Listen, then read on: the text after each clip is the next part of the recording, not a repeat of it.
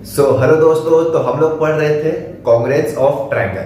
तो हम लोग कॉन्ग्रेंस ऑफ ट्रायंगल ऑलरेडी पढ़ चुके हैं, ठीक है ना। कॉन्ग्रेंस ऑफ ट्रायंगल में से कौन कौन सा क्राइटेरिया है, फिर उससे हम लोग रिलेटेड इंपॉर्टेंट क्वेश्चन भी कर चुके हैं। तो आज के वीडियो में हम लोग पढ़ने वाले हैं इनइक्वालिटीज इन ट्रायंगल। देखिए, इस टॉपिक में टोटल 3 से 4 थ्योरम है।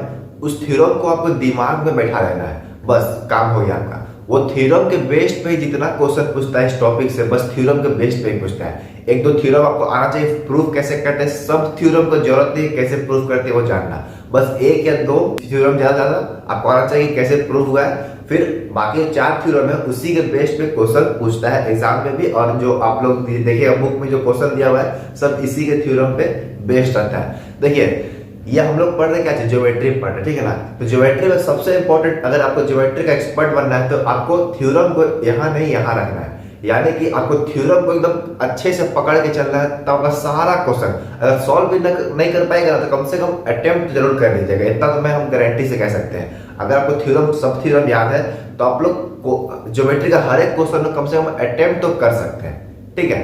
तो आज हम लोग पढ़ने वाले हैं इनइक्वालिटीज इन ट्रायंगल। तो बिना टाइम वेस्ट के चलिए वीडियो को स्टार्ट करते हैं। और वीडियो को स्टार्ट करने से पहले बस एक छोटा सा रिक्वेस्ट है जो हम हर बार रिक्वेस्ट करते हैं कि पेन कॉपी उठा ले और जो भी हम बोर्ड पर लिखते हैं उसको नोट्स बनाते रहेगा, ठीक है ना। तो पहला थ्योरम हम लोग देखते हैं। तो थ्योरम क्या है, if two side of a triangle are unequal then angle opposite to the longer side is greater. क्या बोलता है कि अगर मेरा कोई ट्रायंगल है, ठीक है, नाम देते हैं इसका ए बी सी। पहले हम लोग देखते हैं कि थ्योरम बोलता क्या है, उसके बाद देखेंगे कि वो कैसे प्रूव हुआ है, ठीक है। तो थ्योरम क्या बोलता है, if two side of a triangle are unequal, यानी कि अगर एक ट्रायंगल में कोई दो साइड का लेंथ अनइक्वल है, जैसे कि हम लोग पिछला बार पढ़े थे ना कि अगर तीनों साइड इक्वल रहेगा तो क्या बोलते हैं, इक्विलैटरल ट्रायंगल। अगर दो साइड इक्वल रहेगा तो क्या बोलेंगे, आइसोसेलेस ट्रायंगल। लेकिन इसमें क्या बोला कि कोई दो साइड अनइक्वल है, यानी कि मान के चलते हैं कि ए बी और ए सी का लेंथ अनइक्वल है, यानी कि इसका लेंथ और इसका लेंथ थोड़ा डिफरेंट है, ठीक है ना। तो इसमें क्या होता है कि जो भी लेंथ, अगर एक ट्रायंगल में दो साइड अनइक्वल लेंथ का है तो जो मेरा लॉन्गर साइड होगा, अब आप बताइए अगर किसी का लेंथ, कोई दो चीज का लेंथ डिफरेंट है तो इसे क्या पता चलता है कि एक का लेंथ बड़ा होगा और एक का लेंथ छोटा होगा।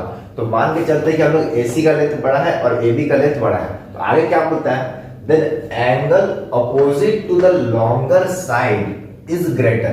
क्या बोला है, angle opposite to longer side is greater, यानी कि वो एंगल बड़ा होगा जो longer side के अपोजिट होगा। तो इस दोनों में कौन बड़ा है, AC। तो AC का अपोजिट एंगल कौन सा है, ये वाला। और AB का अपोजिट एंगल कौन सा है, एंगल C। AC के opposite angle angle B, AB का अपोजिट एंगल C। यानी कि थ्योरम बोलता है angle B is greater than angle C। हम लोग क्या माने हैं, AC is greater then AB। बात समझ में आया।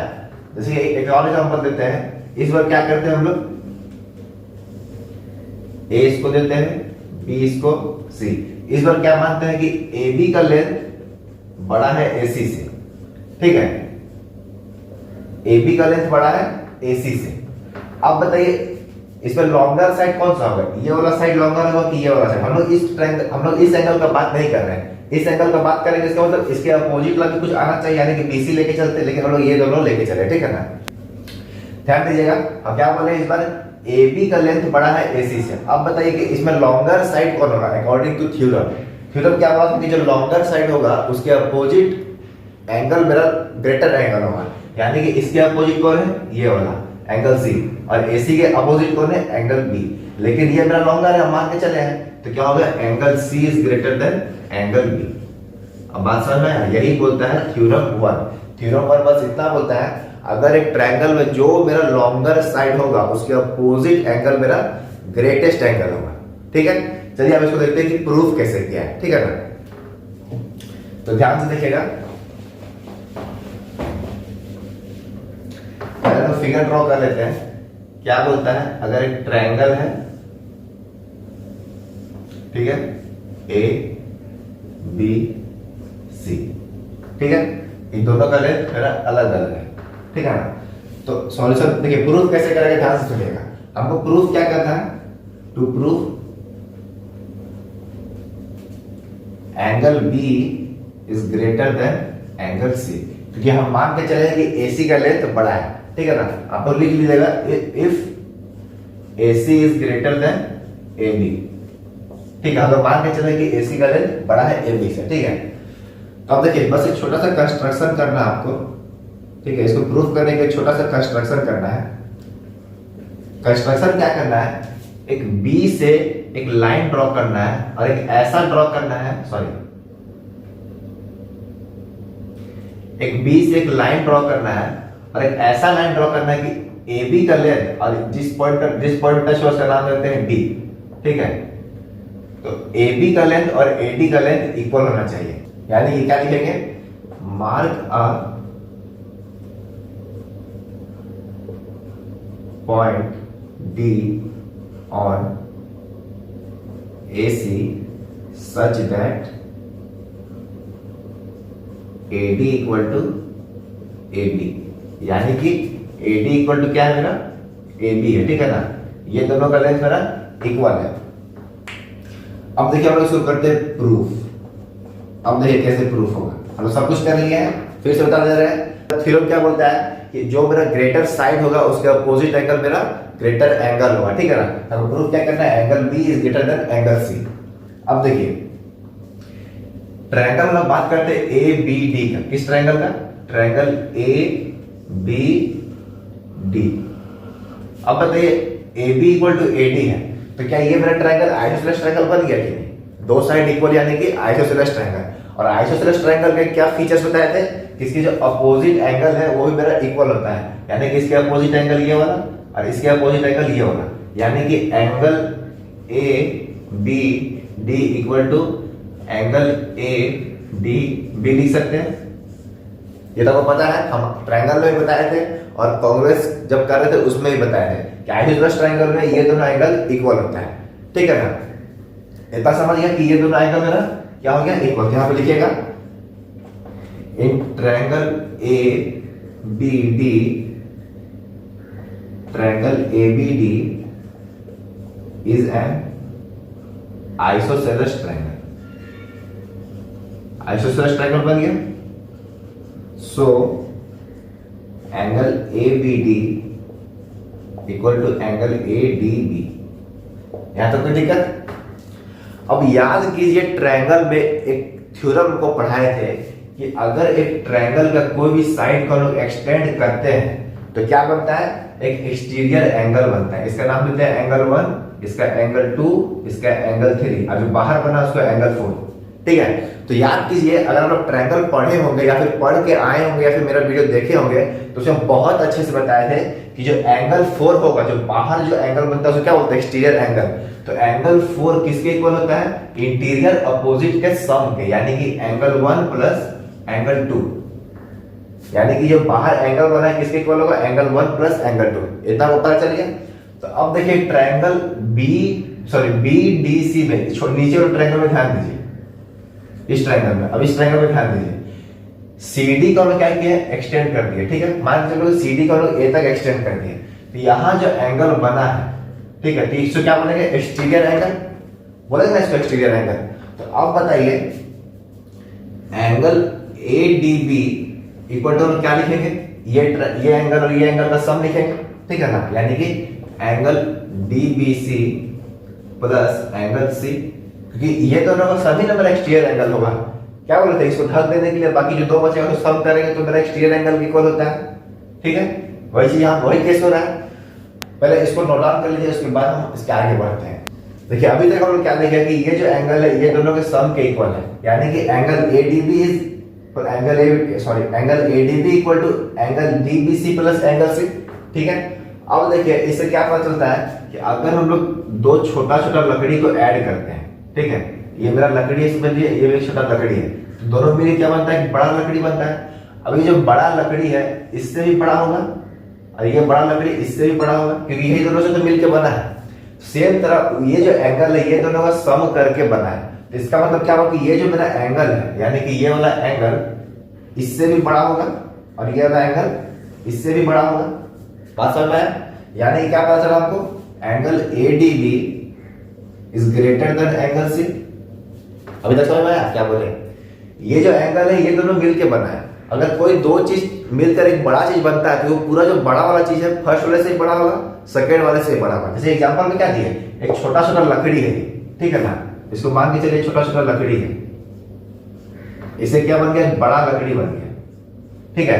तो ये जो लकड़ी का लेंथ है इस वाले से तो बड़ा होगा और ये जो लकड़ी का लेंथ है इस वाले से बड़ा होगा। अगर यही लकड़ी इससे बड़ा हो जाए तो क्या ये लकड़ी का और लेंथ बढ़ नहीं जाएगा? सोचने वाली बात है, लॉजिक लगाइए थोड़ा सा।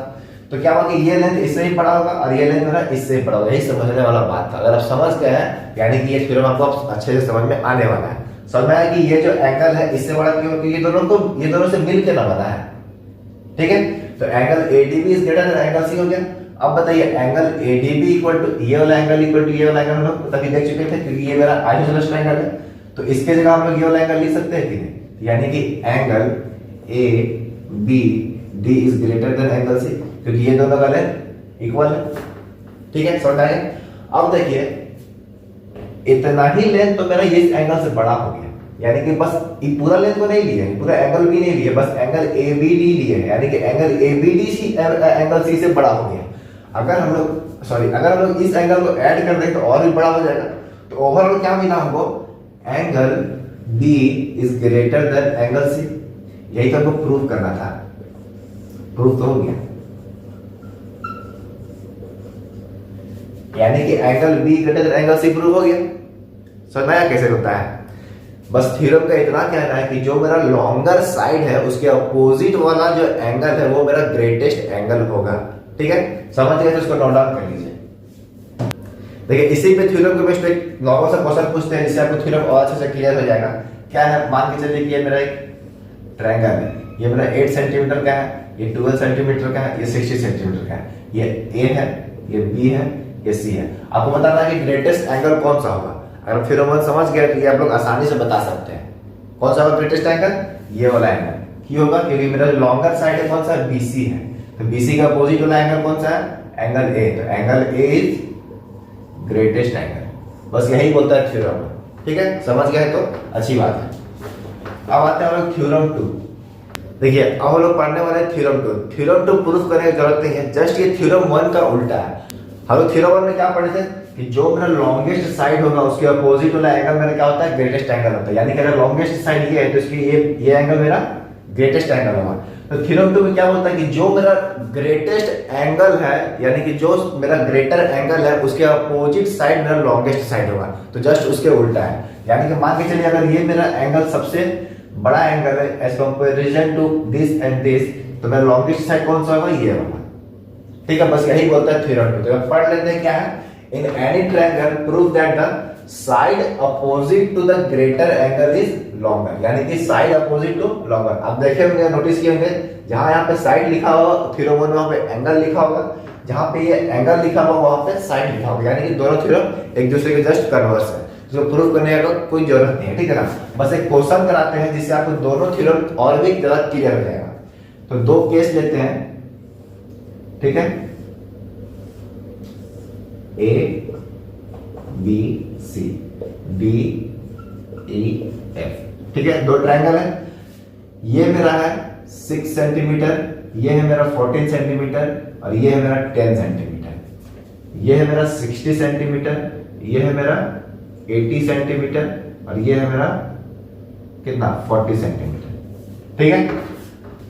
आपको बताना है कि इसमें से ग्रेटेस्ट एंगल कौन सा होगा,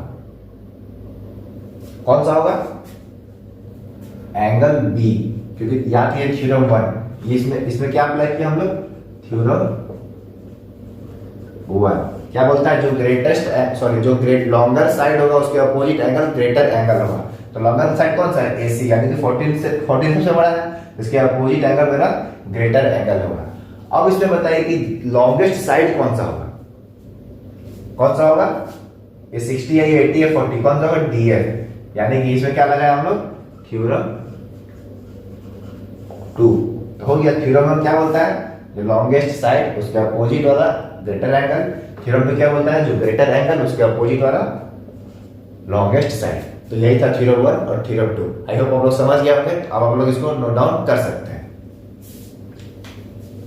तो अब हम लोग पढ़ने वाले हैं थ्योरम नंबर 3। अब थ्योरम नंबर 3 क्या बोलता है, the sum of any two side of a triangle is greater than its third side. यानी कि क्या बोलता है, अगर एक ट्रायंगल है, ठीक है, नाम देते हैं A B C. No matter triangle कितना बड़ा है कितना छोटा है, चाहे ट्रायंगल कितना भी बड़ा हो कितना भी छोटा हो, ये थ्योरम वहां पे अप्लाई होगा। तो क्या बोला, the sum of any two side of a triangle is greater than its third side.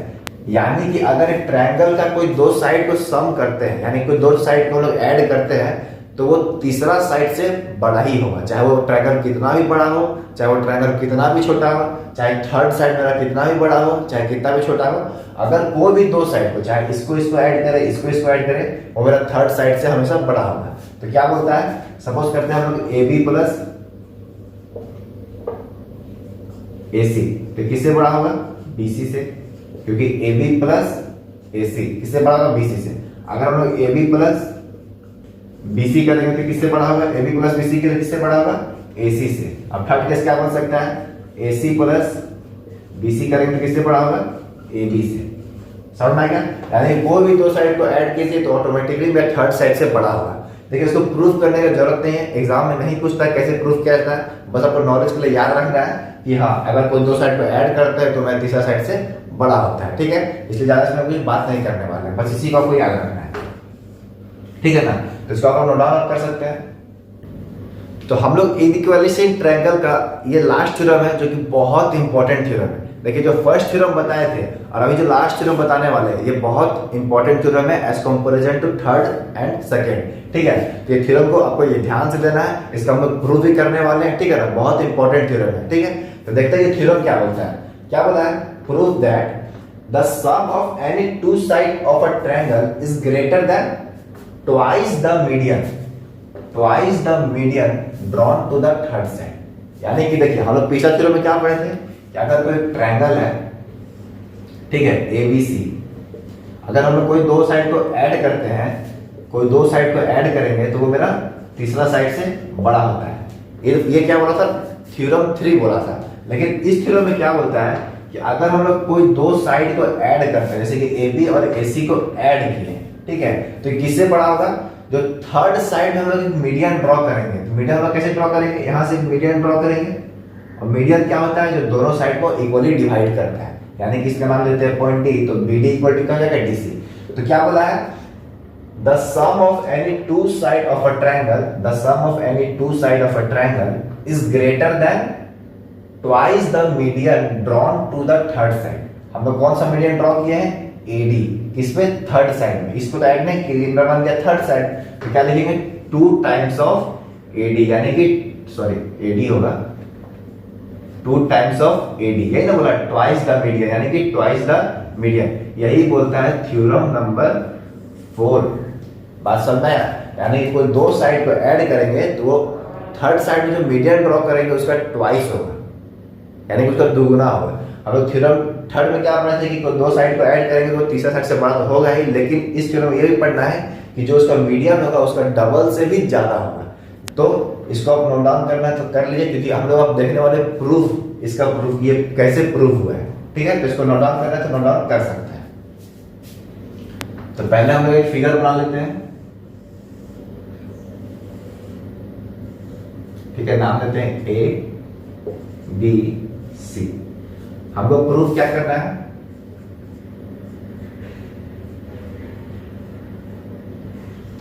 ठीक है, हम लोग क्या करते हैं, ये दोनों साइड को ऐड करते हैं। ठीक है ना, आप किसी को भी ऐड कर दीजिएगा, लेकिन प्रोसेस यही होगा।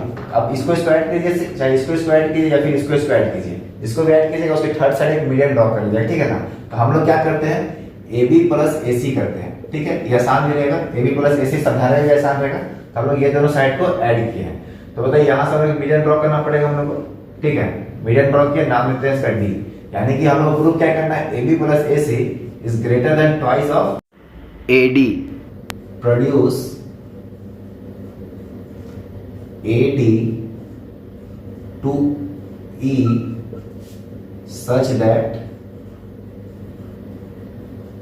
ए D equal to D E and join E C.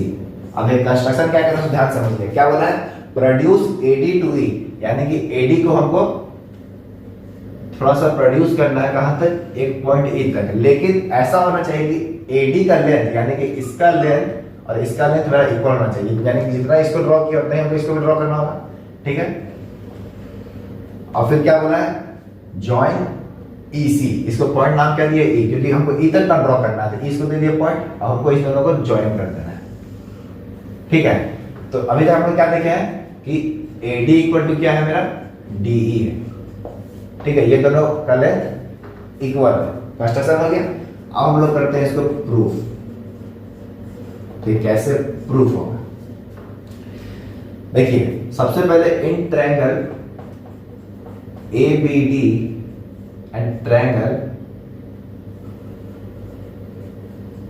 ECD, ये दोनों ट्रायंगल में हम लोग देखते हैं, ठीक है ना। तो हम लोग किस ट्रायंगल का बात कर रहे हैं, ये वाला ट्रायंगल का और ये वाला ट्रायंगल का, ठीक है। तो इसमें क्या क्या इक्वल है, चलिए पहले वो देखते हैं। सबसे पहला इक्वल तो क्या है, AD इक्वल टू D, क्या लिखिए रीजन में, बाय कंस्ट्रक्शन, ये लोग कंस्ट्रक्ट करते ना, इसको इक्वल किया, दिया हुआ तो नहीं था, तो बाय कंस्ट्रक्शन लिख दीजिएगा रीजन में, AD इक्वल टू DE।